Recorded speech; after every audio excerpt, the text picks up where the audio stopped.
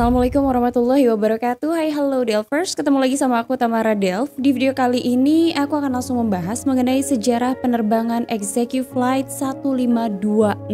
Executive Flight sendiri adalah sebuah maskapai swasta yang berbasis di Fort Lauderdale dan merupakan maskapai penerbangan charteran untuk tujuan bisnis, liburan, dan lain-lain. Sebelum masuk ke kronologi, aku akan terlebih dahulu membahas dua orang pilot yang terlibat di dalam penerbangan 1526. Kaptennya bernama Oscar Chavez, warga negara Kolombia yang berusia 40 tahun dan telah mengumpulkan 6.170 total jam terbang. First officernya adalah Renato Marchese, warga negara Italia berusia 50 tahun dan telah mengumpulkan 4.382 total jam terbang. Keduanya bergabung dengan maskapai di bulan Juni tahun 2015 atau hanya beberapa bulan sebelum terjadinya tragedi penerbangan. Kedua pilot ini akan menerbangkan sebuah pesawat British Aerospace HS125700A yang dibuat tahun 1979 dan pesawat itu telah mengumpulkan 14.948 total jam terbang pada saat terjadinya kecelakaan. Untuk mengetahui apa yang terjadi dengan penerbangan charteran ini, kita akan take off ke kronologi. Pada tanggal 10 November 2015, sekitar pukul 14.13 siang waktu setempat, Executive Flight 1526 menggunakan pesawat Hawker 700A berangkat dari Bandara International Dayton, Amerika Serikat menuju Bandara International Akron, Fulton, Amerika Serikat. Ini adalah sebuah penerbangan singkat dengan waktu tempuh kurang lebih selama 35 menit dan First Officer bertugas sebagai pilot penerbang. 1526 akan terbang sebagai penerbangan charteran dengan total 9 orang di dalamnya yang terdiri dari 2 pilot dan 7 orang penumpang. Ketujuh penumpang ini adalah eksekutif dari perusahaan manajemen properti yang berbasis di Florida dan mereka menyewa sebuah jet mewah milik Executive Flight. Setelah penerbangan 1526 lepas landas, pesawat itu mulai mengudara dengan normal, naik 1.500 kaki per menit. Semuanya nampak normal. Hanya beberapa saat setelahnya, Kapten memberikan pengumuman bahwa mereka telah tiba di ketinggian jelajah dan sekitar 30 menit lagi pesawat itu akan mendarat di bandara tujuan. Beberapa saat setelah pesawat itu mengudara, kemudian masuk instruksi dari ATC Bandara Akron yang menyebutkan agar penerbangan 1526 itu mulai turun ke ketinggian 13.000 kaki. Permintaan itu kemudian dikonfirmasi oleh Kapten yang bertugas sebagai pilot monitoring. Kapten langsung melakukan pemeriksaan terhadap kondisi cuaca di bandara tujuan. Namun kemudian ternyata mereka harus bersiap karena di bandara tujuan ini cuacanya buruk. Penerbangan 1526 tetap melanjutkan penurunan ketinggian pesawat dan mulai sedikit berbelok ke kanan. Kurang dari 20 menit lagi ketika pesawat akan mendarat, seorang penumpang diduga masuk ke ruang kokpit kemudian sempat bertanya kepada para pilot di mana sebenarnya posisi pesawat saat itu dan berapa lama lagi mereka akan tiba di tujuan. Nah, First Officer yang bertugas sebagai pilot penerbang ini langsung mengatakan kepada penumpang tersebut bahwa karena di bandara tujuan itu cuacanya buruk, maka pendaratan akan sedikit terganggu. Pesawat turun ke ketinggian 9.000 kaki. Setelah kedua pilotnya mendapatkan informasi mengenai kondisi cuaca buruk di bandara tujuan, lagi-lagi mereka mendapatkan sebuah hal yang mengganggu. Ketika ATC dari bandara tujuan menginformasikan agar penerbangan 1526 ini mengurangi kecepatannya karena di hadapan mereka ada sebuah pesawat Piper yang akan mendarat di runway 25 tempat 1526 juga akan mendarat. Saat itu informasinya adalah agar penerbangan 1526 mengurangi kecepatan ke 170 knots dan mempertahankan sebentar di ketinggian 3.000 kaki. Mengetahui ada sebuah pesawat kecil di depan penerbangan 1526, maka First Officer memutuskan untuk menurunkan roda pendaratan selain mengurangi kecepatan untuk menjaga jarak dengan pesawat yang lebih lambat di hadapannya. Saat itu kecepatan pesawat mulai berkurang ke 170 knots. Namun bukan hanya mencapai 170 knots, tapi kecepatan itu justru terus turun hingga ke 140 knots. Nah, saat itu ternyata Kapten juga sedikit khawatir. Mereka tidak tahu di mana posisi pesawat Piper dan sangat khawatir sehingga mereka harus benar-benar benar-benar menjaga jarak dengan pesawat kecil itu. Ketika pesawat Piper itu sudah mendarat, maka kemudian ATC mengizinkan penerbangan 1526 untuk mendarat di runway 25. Namun setelah kecepatan pesawat itu turun menjadi 140 knots, kecepatannya terus turun hingga berada di 120 sampai 125 knot. Kapten yang mulai menyadari bahwa kecepatan pesawat ini terlalu rendah langsung mengatakan kepada first officer-nya untuk menaikkan kecepatan pesawat. Setelah mendapatkan peringatan dari kapten mengenai pesawat yang terlalu lambat sementara flaps sudah diatur full, saat itu keduanya sempat adu argumen karena menurut first officer kecepatan pesawat 120 sampai 125 itu tidak terlalu lambat, tapi kapten terus mengatakan bahwa tapi flaps sudah diatur full sehingga ia tidak mau pesawatnya itu mengalami stall. Karena adanya adu argumen antara first officer dan juga kapten sampai kedua pilot ini lupa untuk menurunkan ketinggian pesawat. Pada saat proses pesawat turun ke ketinggian 3000 kaki, saat itu ada update mengenai kondisi cuaca dari salah seorang pilot di pesawat kecil yang baru saja mendaratkan pesawatnya.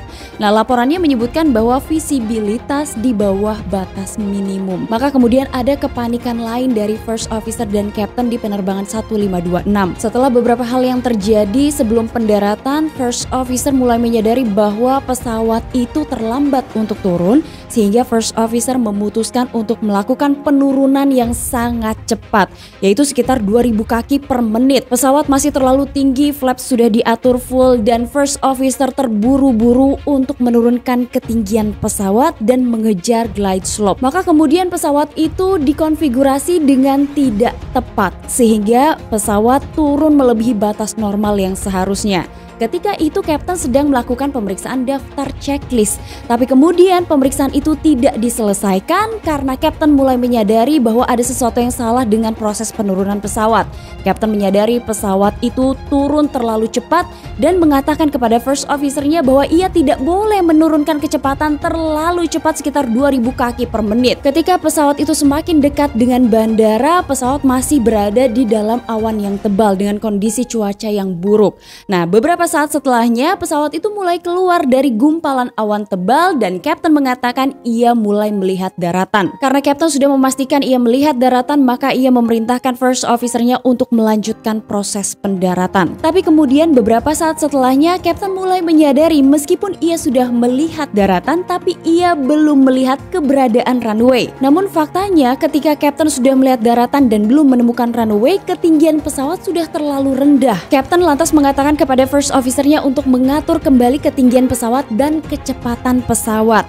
Segala upaya dilakukan oleh first officer untuk mengangkat kembali pesawat itu, tapi sepertinya upaya yang dilakukan oleh kedua pilot ini tidak berhasil karena hanya dalam waktu beberapa detik setelah itu kedua pilot dibuat kaget dengan terdengarnya bunyi peringatan GPWS. Pesawat yang telah kehilangan ketinggiannya itu masih terus terbang namun dalam posisi miring ke kiri dan semakin lama semakin turun. Hingga kemudian sayap sebelah kiri pesawat itu menghantam daratan. Bunyi teriakan dari kedua pilot itu terus terdengar. Mereka berupaya untuk memperbaiki kembali posisi pesawatnya, tapi apa daya, setelah usaha mati-matian dari kedua pilot itu, posisi pesawat tidak pernah kembali. Bahkan di detik-detik terakhir rekaman CVR terdengar suara teriakan kedua pilot yang sepertinya mereka kaget dikarenakan melihat sebuah gedung apartemen. Setelah sayap pesawat itu miring ke kiri, bagian ujung dari sayap pesawat menghantam daratan, kemudian pesawat itu mulai menabrak sebuah gedung apartemen. Pesawat masih belum berhenti karena setelahnya kemudian menabrak lagi dua mobil yang terparkir di belakang gedung apartemen. Hanya beberapa saat setelahnya terjadi ledakan besar bertubi-tubi. Kecelakaan itu terjadi hanya berjarak 2 mil dari bandara. Dan peristiwanya terjadi sekitar pukul 14:53 sore waktu setempat. 9 penumpang di dalam pesawat itu dipastikan meninggal dunia, namun beruntung tidak ada korban di darat. Para penghuni gedung apartemen itu sedang keluar pada saat kecelakaan terjadi. Orang-orang di sekitar gedung apartemen yang tertabrak pesawat itu benar-benar dibuat kaget karena melihat kobaran api yang sangat besar. Beberapa orang langsung menghubungi layanan kedaruratan terdekat dan melaporkan telah terjadi kecelakaan di mana sebuah pesawat menabrak gedung apartemen. Situasi di sekitar lokasi jatuhnya pesawat benar-benar kacau. Sirine terus berbunyi, kemudian juga diiringi klakson-klakson dari para pengendara mobil yang sempat berhenti ingin melihat kejadian yang baru saja terjadi. Dan kemudian juga terdengar teriakan-teriakan dari tim evakuasi dan pemadam kebakaran.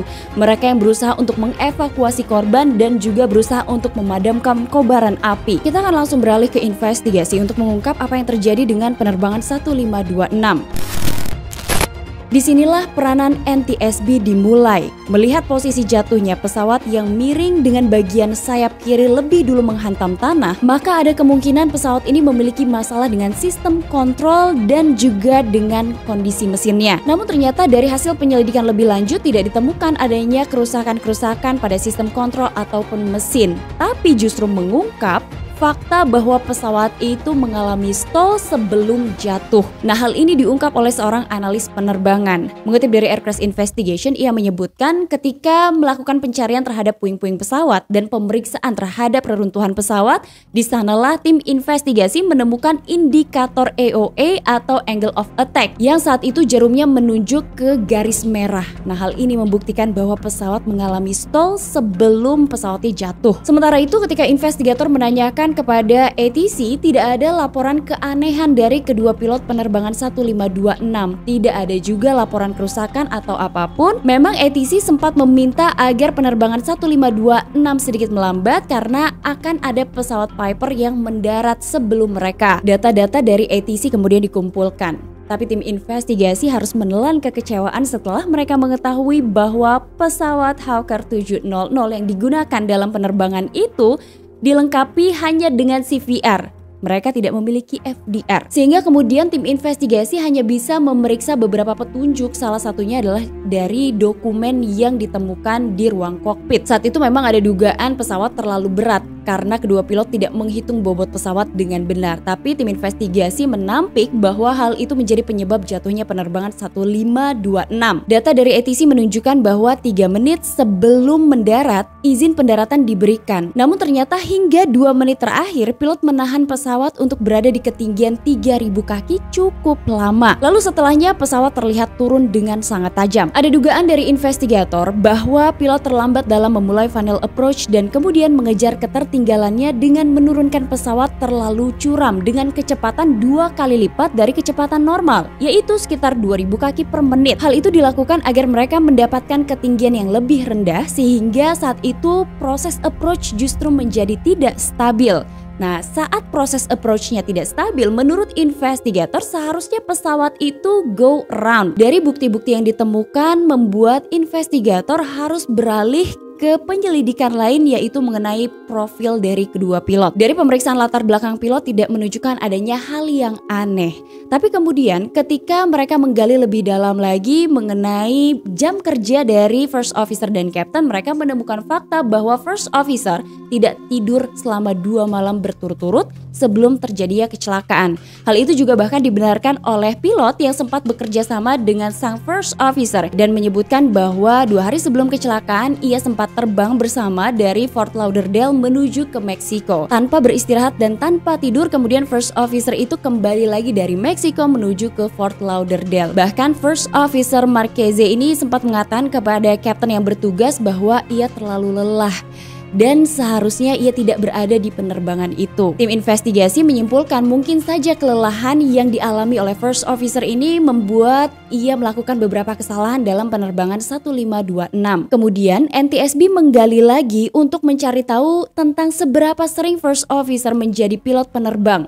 Dan kapten yang bertugas bersama dengan sang first officer ini menyebutkan bahwa dari peraturan maskapai sebenarnya first officer tidak diperbolehkan untuk menerbangkan pesawat dalam kondisi membawa penumpang. Jadi kapan sebenarnya seorang first officer dari maskapai executive ini diperbolehkan untuk menerbangkan pesawat? Yaitu saat tidak membawa penumpang. Nah, dengan demikian Kapten Chavez itu diketahui telah melanggar SOP perusahaan. Maka kemudian tim investigasi juga mencoba menggali mengenai profil dari Kapten, menggali lebih jauh mengenai jam kerjanya. Justru mereka lebih dikejutkan setelah mengetahui Kapten tidak tidur selama 4 malam. Kalaupun ia beristirahat, jam istirahatnya sangat kurang sekali. Sehingga tim investigasi menduga Captain akhirnya meminta First Officer untuk menjadi pilot penerbang karena ia kelelahan. Kondisi penerbangan 1526 itu sedikit kacau. Terlihat dari ketika First Officer menurunkan ketinggian pesawat terlalu cepat, yaitu 2000 kaki per menit. Seharusnya saat itu Captain langsung mengambil alih kontrol pesawat setelah melihat performa First Officer yang tidak cukup baik. Nah, tim investigasi berkesimpulan dalam penerbangan itu Captain harus membagi waktunya antara menjadi Captain, menjadi instruktur, dan ia kesulitan untuk mengelola kokpit. Sementara kondisi tubuhnya juga telah kelelahan. Beberapa hal juga disayangkan oleh tim investigasi, yaitu ketika Captain memutuskan untuk tetap melakukan pendaratan meskipun kondisi approach-nya tidak stabil. Ia juga tetap memutuskan pendaratan meskipun ia belum melihat runway. Pada saat proses pesawat ini turun dan keluar dari awan tebal, pilot masih mencari bandara, dan saat pesawat tengah turun di bawah ketinggian minimum, tidak satupun dari kedua pilot yang menyadari bahwa kecepatan udara pesawat terus turun. Bahkan kedua pilot tidak menyadari adanya peringatan stick shaker yang menandakan pesawat itu mengalami stall. Setelah tidak menyadari adanya peringatan stall, maka pesawat itu mustahil untuk diselamatkan. NTSB kemudian beralih lagi pada latar belakang dari kedua pilot. Ternyata dari catatan pelatihan yang dimiliki oleh kedua pilot diketahui bahwa Captain dan First Officer sama-sama dipecat dari maskapai sebelumnya. Captain dipecat karena ia sering tidak mengikuti pelatihan penerbangan, sementara itu First Officer diberhentikan karena kinerjanya yang berada di bawah standar. Setelah melihat beberapa bukti itu, tim investigasi berkesimpulan bahwa kedua pilot memiliki masalah pada training penerbangan. Tapi yang lebih mengejutkan lagi ketika NTSB cross-check data-datanya dengan data-data yang dimiliki oleh maskapai, justru NTSB dibuat kaget lagi karena pihak maskapai tidak pernah mengetahui bahwa dua pilot ini pernah dipecat dari maskapai yang sebelumnya.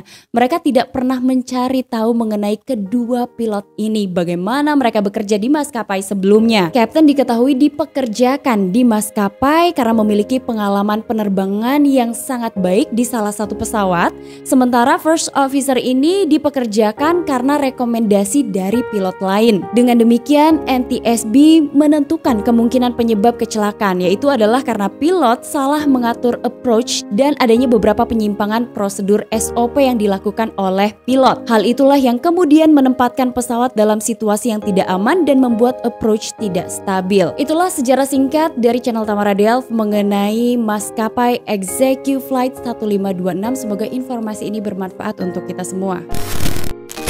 Hai halo Delvers, sedikit ngobrol dulu sama kalian sebelum closing ya. Kalau aku pernah dengar ada tim Airbus, tim Boeing, ada juga McDonnell Douglas.